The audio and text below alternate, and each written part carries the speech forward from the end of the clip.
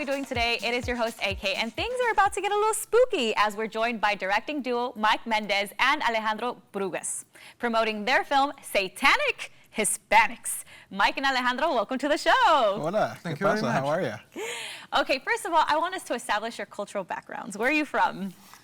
I'm originally from Cuba. I'm from all over Latin America. Ah, okay. I was born in Argentina, but because my parents were working there, then I grew up all over Latin America. My mom's Bolivian, my father's Cuban. I spent most of my time in Cuba, so I'm Cuban, and now I am American. Poquito de todo. Un poquito de todo. Una mezcla de todos lados.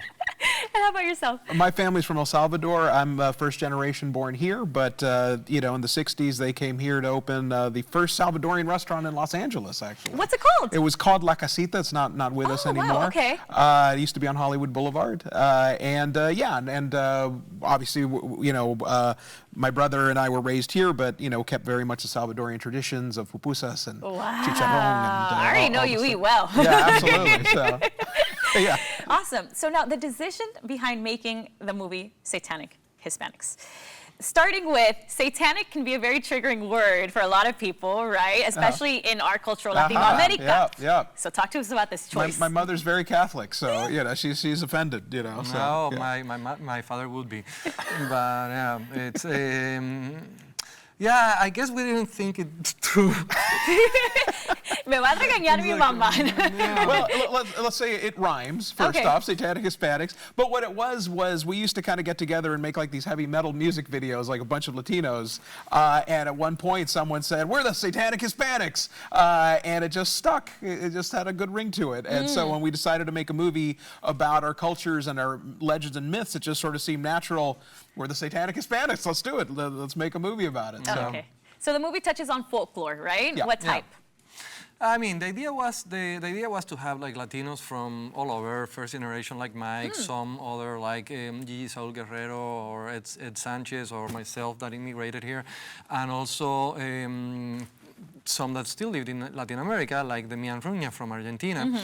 And the idea was just to tell our stories, to tell our tales, because we felt that we're obviously fans of horror, and we realized that the horror we grew up with didn't have Latino characters. Right. So we wanted to do something where we could see ourselves reflected in front and behind the camera.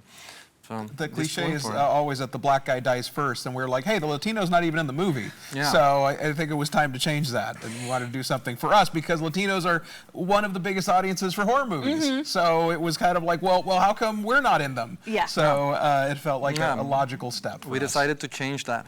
Well, you know what's so intriguing to me about that is that when I go back to Mexico, right, it's all about like how we like come together and start telling scary stories, right? Go en la cueva de Yadri. You know, we have stories for days. So you're right. Like a lot of these stories outside of La Llorona, El Chupacabras, there's so many things. But like horror is very persistent in our culture. ¿Dónde está el coco? ¿Dónde están los duendes? Latin America has a history of violence, Ay, Dios. and I think it runs through our veins. They know how to scare us. Yeah, you know, by the way, good or bad. I was the same. Like as I told you, I grew up all over Latin America listening to those kinds of stories, and I have never been in places where you feel that more that in Latin America. And also, I feel like we Latinos have a special relationship with the supernatural. We just take it like, it's like, oh, there's a ghost there. Yeah. So let's talk about that, our connection to the supernatural. I've also visited Cuba back in 2017, and there was my first connection with Santeria. Oh, yeah. So being on this side of the world, you're told one thing, but once you're there and people that actually practice it tell you another thing, it's like there's a lack of communication and understanding between what is taboo and what is actually going on, right? Absolutely. It's everyone practices Santeria in Cuba. It's the most common and normal thing in the world. If something bad's happening, you have to go make a limpieza. And by the way, that's something that I miss here. I need to get myself a santero in LA.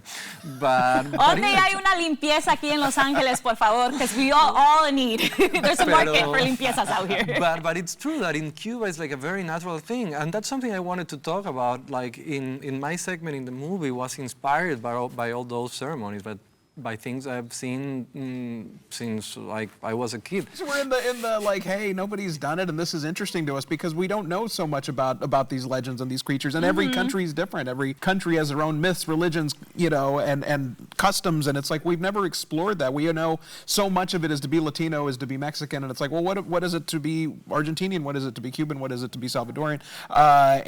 You know, felt like there was a lot to play with that even I myself as a Latino didn't know about. So it was really fun to learn about it and explore it and, you know, play with it, and I'm hoping we're just beginning. So yeah, and I also think it reflects the way each one of us from different countries relates to horror. So for instance, you have Gigi Saul Guerrero's segment. It's like very serious because that's like a Mexican relationship with it. It's like there's really a lot of violence going on there.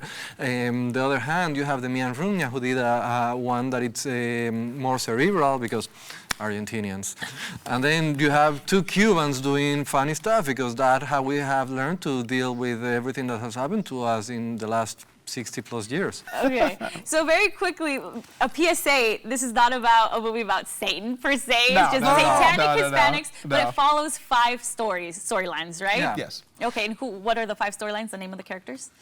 Well, we'll start with the Traveler, which is kind of our entry point, and the wraparound is a character that kind of has been through all over Latin America and all over the world, and so he's kind of, you know, has experienced that and starts telling our police that's interrogating him different tales. So the first one is También Lo Vi, which comes from Argentina, which is Demian Rugna, which is about portals through another dimension and how someone finds them mathematically through a puzzle and light and starts opening these portals, but we know that when you open these portals, you can't close them. So, so that's the second story, and then we have El Vampiro from Ed Sanchez, who directed the Blair Witch Project, and that one's the more kind of comedic, funny one. And what do you mean the more?